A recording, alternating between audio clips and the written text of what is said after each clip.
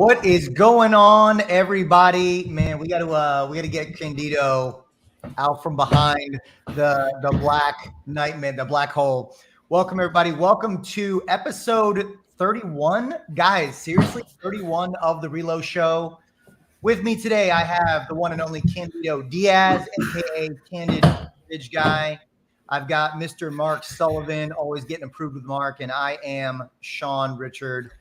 Will you mortgage me? Make sure to drop us a follow on any of the social media platforms. Guys, how you guys doing today? Good to see you.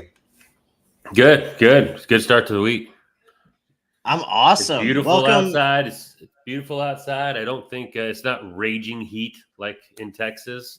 It's just the right amount of here comes summer. Yeah, you look like you've been getting out in the sun. Welcome to the month of June, by the way. Mark was in the lobby for our March show, March 5th. So welcome. Just flies by, doesn't it? It does, Mark just time traveled. Mark just time traveled. It was amazing. It was fantastic. Candido, we know you're doing good because the Celtics are up 2-0. We're not going to talk too much. I love it too. But I don't want to, I already made a bet with Kyle Draper. So, I don't want to get too cocky, but I'm just going to say so far, so good. So far, so good, baby. Awesome. Well, I just want it to be a good series. What is that? Is that badminton? What sport is that? Yeah. Hey, look, Tatum's from St. Louis, so you should be at least happy for that. There we go. Guys, awesome week today. I'm excited about our topic today. We don't talk about the nitty-gritty, the nuts and bolts of our process as often as maybe I think that we need to. So we're going to get into that. We're going to be talking today about, our application to contract process. Like, what does it look like? What are we doing? How are we creating phenomenal experiences for the clients, for the agents, for communication? But first, as we always do, why don't we start off with some wins and losses? Mark, you like to rack up the losses. Tell us what's going on with you, sir.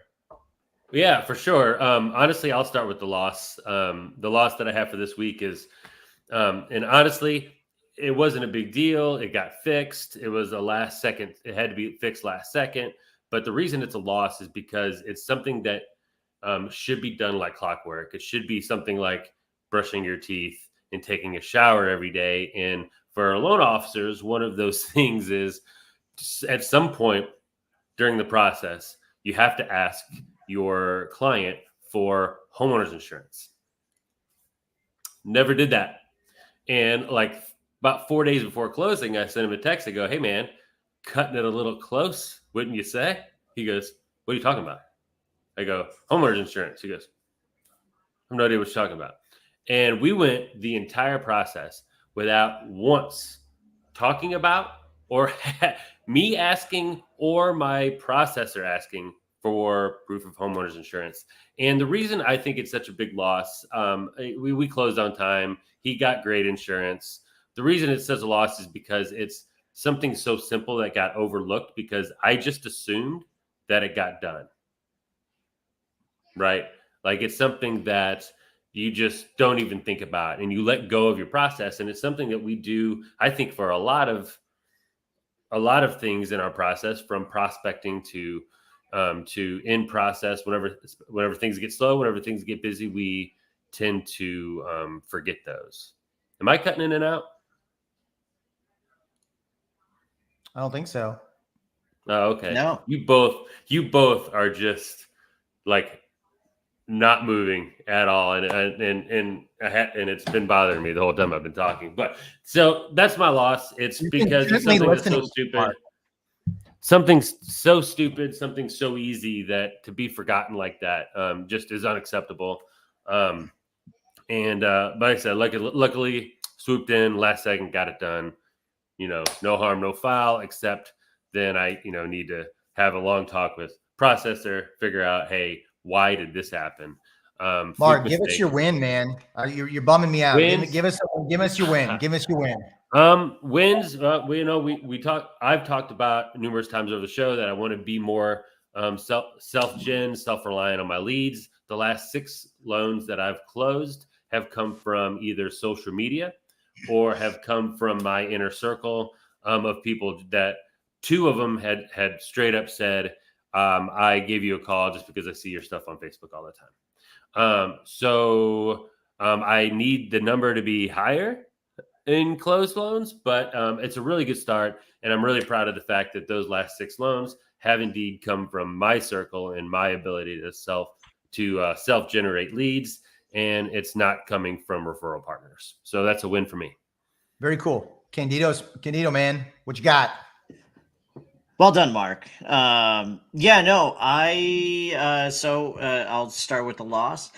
So this one is kind of funny because I feel like there's a lot of people out there that say my crappy content is better than your no content. Well, once you get to a certain point, I kind of start to disagree a little bit. So, I think I have it pretty far down. I have it down as far as that wasn't very like.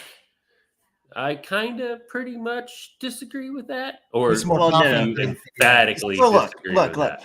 This is what happened last week. I always have the ideas in my head. I know exactly what I'm going to shoot before going into it. So I went in, I filmed the video. I was so confident. It usually only takes me 1 or 2, maybe 3 takes if it's a bad day. I was so confident in my one take. It was perfect. Howdy. And, I went back to edit the video later on that night, and it was terrible. It was like really bad. I was off. I was stumbling over my word. I was like, oh my God, I didn't even take a chance to look at the video like I normally do because I was that confident. So, I had to reshoot it the next morning and all was good. But, that's a loss for me because typically I don't let it get to that sort of space, but, something pretty easy to make up. My win for the week is pretty funny. I have these 2 clients that are in their early 20s. The realtor can get a little bit annoyed because they have been doing a lot of things based on what they've seen off of TikTok, which is hilarious. But I will say they have been just every now and again, you get these clients that are awesome. They give me everything I ask for within an hour. Typically you'll have 2 at the same time. One that's just awful, where you have to get the Pony Express to get them to deliver documents to you.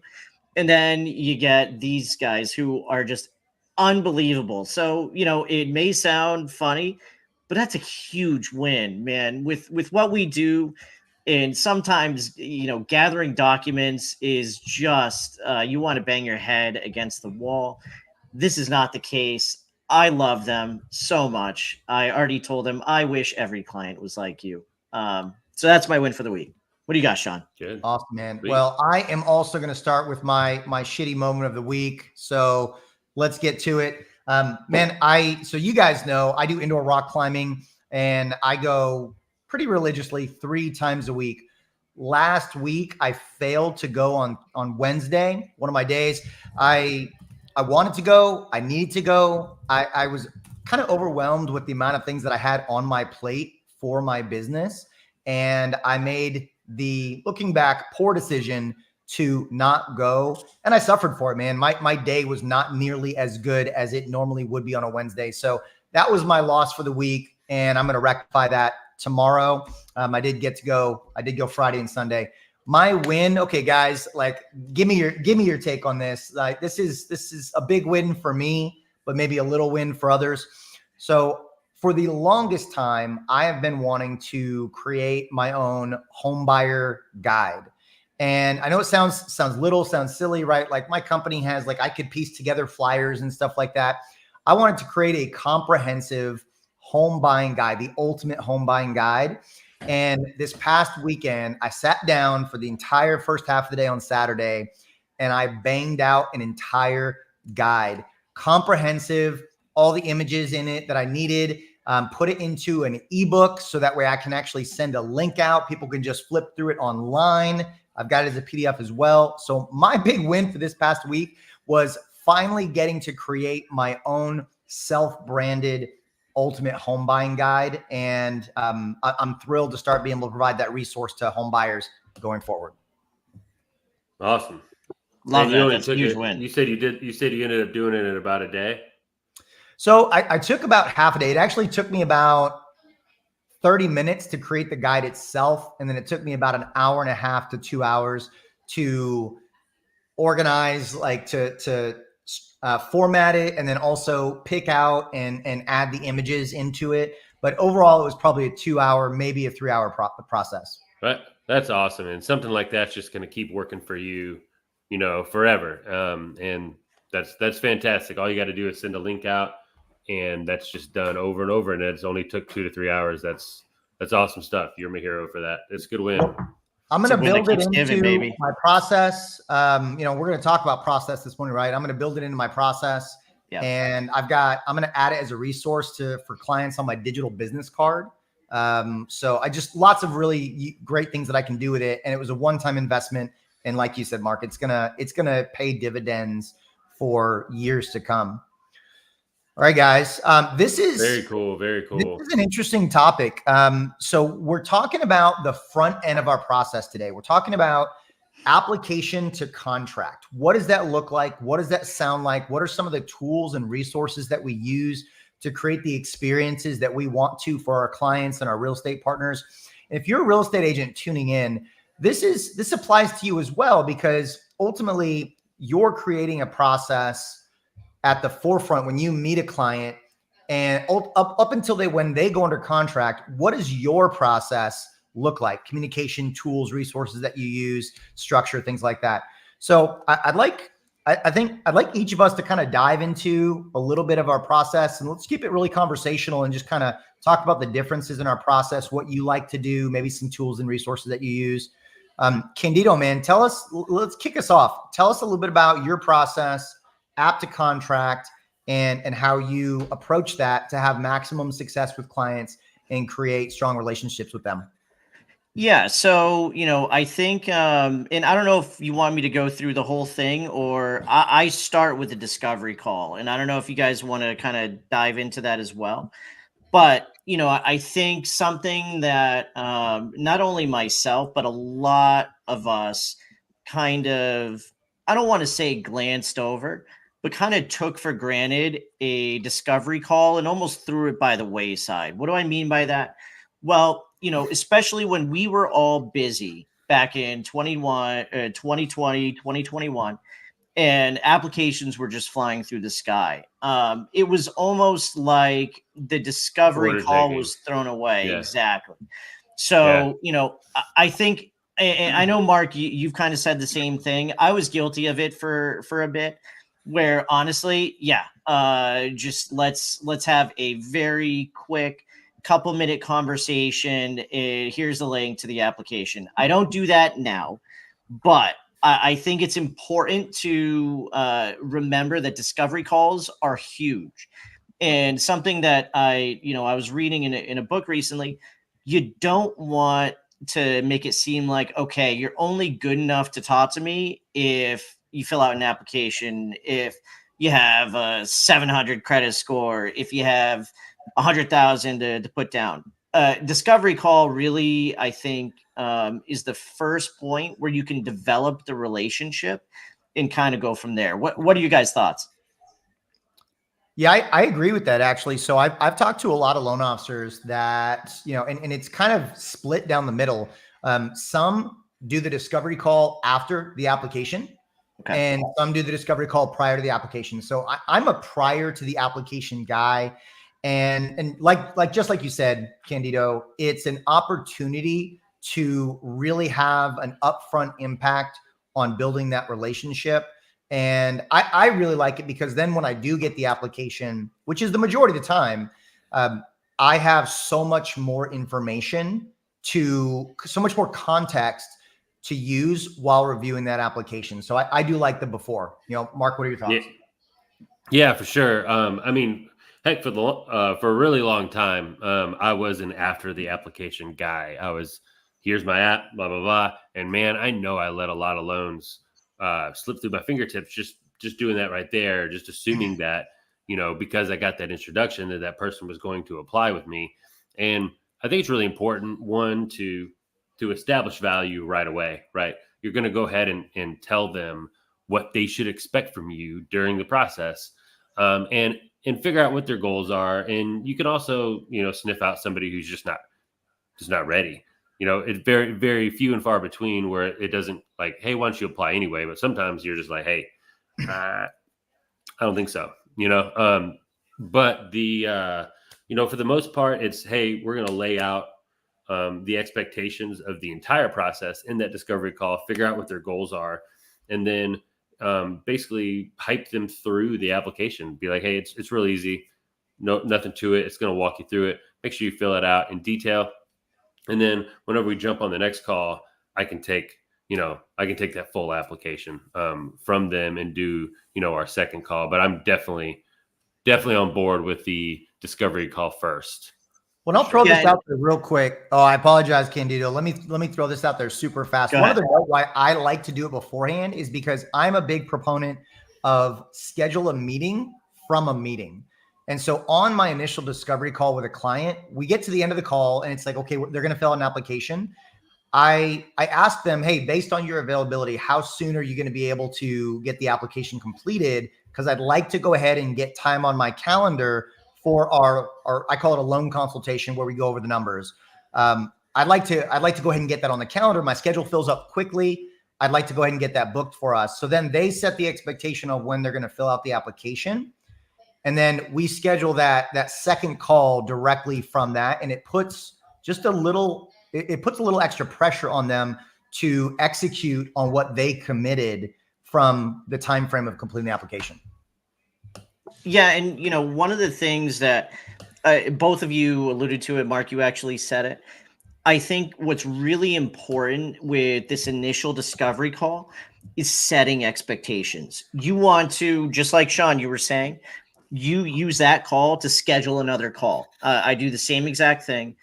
And also to try and figure out, okay, it's a perfect opportunity to figure out how serious this person is and when, or, I think by them actually filling out the application, you can also tell, all right, this person's serious. If they take a week to do it, okay, maybe not as serious. I think setting expectations is something key. I know I was missing from the process for a long time, after everybody was just order takers, 2020, 2021. So, setting expectations, I can't say enough. That is absolutely huge. Laying out everything that is going to happen next and going from there. So, for me, the discovery call has just become such an important part of the process. And, from there, if it's a referral, I like to touch base with whoever sent me the referral, let them know, okay, this is where we're at. I sent them the link for the application. We had a great call, and kind of go over what we initially spoke about. I'll give my initial thoughts and then kind of go from there. Go to the application, and then pre-approval. So, what do you guys have as far as those next steps go? Go for it, Mark. Yeah. Awesome. So after discovery call, you have your application. For me, I think that next phone call solidifies everything. This is where you follow through on probably at least half or 3/4 of the promises that you made in the previous call. You're like, this is what I'm going to do. Yada, yada, yada. You got them to apply, right? Now you need to come through with all those promises. And most of them revolved around, this is what I'm going to do for you after an application. This is why I'm going to put you in the best position to buy a home. And this is why my pre-approval is better than the rest. So very first, I talk about goals that they talked about in the discovery call. And we talk about how we can achieve those goals. And there's two different paths, right?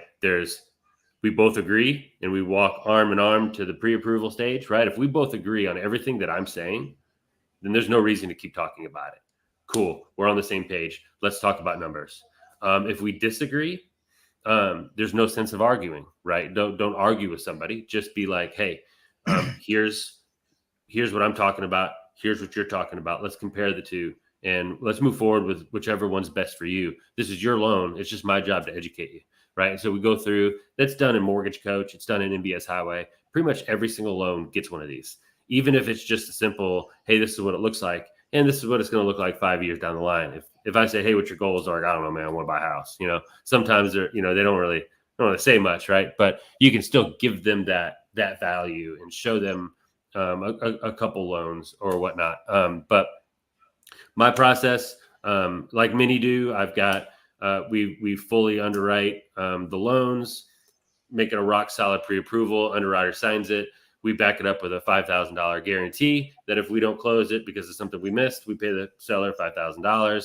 That gives people a bunch of warm and fuzzies, and everybody's happy about it. So that's the main thing. And boom, boom, boom, boom. I've knocked out 4 to 5 of my promises, and then I lay out another one moving forward, and we go from there. Awesome. Well, and I'm kind of in the same boat. Like, I use a lot of technology in my business, so I do the initial discovery call. I book the loan consultation call from the discovery call, and ultimately send them the application to complete. They complete it, do my initial review, and then I update them via email, text message while I'm working on the application, or once I've got their document list put together. And then on that loan consultation call, that's really where I'm, like you, Mark, reiterating a lot of the goals and key details from our initial discovery call, saying, hey, on our call the other day, you mentioned X. And so I wanted to make sure that I built this with that in mind. And so we go over the numbers, confirm cash to close is within where they want to be, confirm payments within where they want to be. I think one thing that gets overlooked right now is, guys, are you running into scenarios where the ideal payment that they're after is quite a bit below where the numbers play out for the price range that they're looking for? All the time. Yeah, absolutely. Payment shock. Yeah, and payment shock, right? And so that, I think, is a big focal point of my conversation, is when there is a discrepancy between what they were looking for and where the numbers shake out, helping them reset expectations, either resetting expectations to a lower price point, resetting expectations to being comfortable with a little bit higher payment if it's for the right house. And so that's a focal point of the conversation. And then once I've gone through that loan consultation call, we've gone over all the numbers, I'll do a quick recap. Hey, we went over your we went over the estimated funds to close. We and made sure that you felt good about where that landed. We went over your monthly payment to ensure we aligned with your financial capability. And I made sure to answer, the three the questions that you had to make sure that we covered everything. Was there anything that I missed? I always like to ask that, right? Is there anything that we missed? And then if they're like, no, everything sounds great, I immediately go into a close, and I'm like, I say something along the lines of, fantastic. Since we've covered everything that you were looking to do and made sure that you felt good about the numbers, do you have any reservations about using me as your loan officer? And that's where I really try to gauge, are they shopping? Are they committed to using me? Are they hesitant about the process? Like, that draws out a lot of those hesitancies. So I really like to end my call, or I guess close that call with that. Is there anything that you guys do kind of towards the end of call, or in that call, that you use to really understand their level of commitment to you? Yeah, I will kind of the same page. I might actually steal some of that for my own process. But I go over what I told them I was going to accomplish after their application. And I go over those things, and I ask them if I accomplished those things. And if they say yes, I say, how did I do? If they say no, then I say, okay, cool. What questions do you have? So it's very similar to what you're doing there. And then we're setting expectations, moving forward after I've accomplished those things and I've kept my promises. It's a lot easier to believe me moving forward and keeping further promises. All right, Candido, man, what does that sound like on your calls? Yeah, so kind of a lot of the same thing. We're all every week. So, Mark, is Candido freezing on you? Yeah, he is. Candido, we got poor quality on your end, man. It's all good.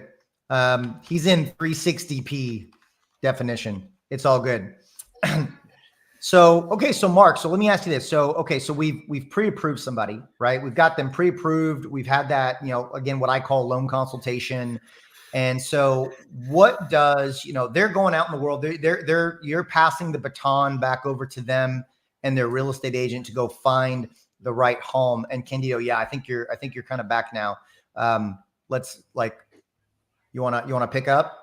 Yeah, go ahead. No, good. Yeah. Keep going. We'll keep trucking along. So send them out into the world to find that right home.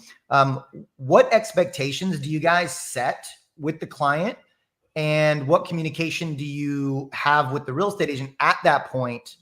And then what is your process while the client is out with the agent and they're not necessarily speaking with you on a day-to-day basis, collecting docs and going over numbers? Mm-hmm. I always say Thursdays are check-in day. Candido's breaking up again, I believe, but I always say Thursdays are check-in day. I say, hey, one of us checks in on Thursday. I set that just in case something happens where I don't check in, or I don't actually get to call them. I'm going to call them on Friday, but that way it was our day to check in. And so I can just call back and say, hey, we missed our day, yada, yada. It just sets a more positive tone. But I always say Thursdays, we're going to check in. I like Thursdays because it gives a whole 24-hour callback period before the weekend starts. They're going to be looking at a majority of their homes on the weekend. That's when I'm least available to be talking. So I want to call on Thursday because if I don't get a hold of them, I want them all day Friday to be able to call me back instead of all day Saturday to call me back. It's just a lot easier that way. But we talk, and I try to reach out once a week to all of my pre-approvals. I'm absolutely doing that right now. Whenever pre-approvals get a lot bigger, it gets more difficult, but I'm definitely calling all my pre-approvals every Thursday right now. Awesome. Candido, let's try and throw it over to you. What does that look like for you? All right, let's see first. For me, my day's Wednesday, just because that's how that's what my week allows. And yeah, same thing. I'm calling, making sure that they're all squared away. For those that I'm working with that may not necessarily come from a realtor partner of mine, I like to check in to see, okay, are you happy with your experience so far? So that's kind of something I like to do, because sometimes what I'll do is, if you're not happy, maybe I can recommend you to somebody, who I trust. And you always want to try and be a cheerleader for those that obviously you think would be a good fit, and for those that obviously would just get the job done for them. So I have done that before. I had one client who famously was looking for 2 years. I told him many times he needed to fire someone. They were his family. As soon as he fired them, within a month, he was under contract. So yeah, that happens sometimes. My process, my process looks pretty similar to Mark. I also do my I call my TBD update calls on Thursdays. I will usually set the expectation on that loan consultation call. Like, hey, Mark, I like to be really proactive while you're out searching for a home. So I'm going to be reaching out to you every 1 to 2 weeks. I don't do it to the same people every single week. Sometimes I will, depending on, the individual client. But I'll say I'm going to be reaching out to you each week on Thursday, every 1 to 2 weeks on Thursdays to get an update on how the search is going, what challenges that you might be coming across, and if there are any properties that you have identified that you're interested in making an offer on that we can look at some more specific numbers on. And so then I'm calling them on a weekly basis. They're getting communication from me in other ways, drip emails, text messages while they're out shopping. So just constant communication while not overwhelming them. Nothing's too aggressive with, the questions I'm asking. It's really, hey, I just want to be proactive for you and make sure that this is a fantastic experience. One piece of my process that I've really put an emphasis on lately is the 2 points of communication with the real estate agent, with their real estate agent. Number one is once I pre-qualify them, so I've reviewed their application, they appear to be in good shape. I'll call their real estate agent, the buyer's agent, and I'll just give them a quick overview. Hey, review the application. Here's what we're looking at. Here's estimated purchase price that I think they're going to be at. Here's some challenges that we might be facing. So just to give them a heads up, right? We all get calls from real estate agents and say, hey, how's it looking? Where we're at? Like, they want to get them in the car and they want to go show them and help them find a home ASAP. And if we're not communicating that initial information, I think that's an area where I used to drop the ball a long time ago. And then the second really focal point that I've done lately is once I've got them pre-approved, kind of the same thing. I call the real estate agents like, hey, I reviewed all of their documentation. Here's, purchase price. Here's the payment level that we've got to keep them below. Just go all over all of the key quick hit details of that client scenario. Do we need cash to close from the seller? Are we using down payment assistance? Do we need to stay away from condos? All of those details. I'm kind of running through that quickly with the real estate agent and giving them an opportunity to ask any questions. So that way they know exactly what's going on with that client's details.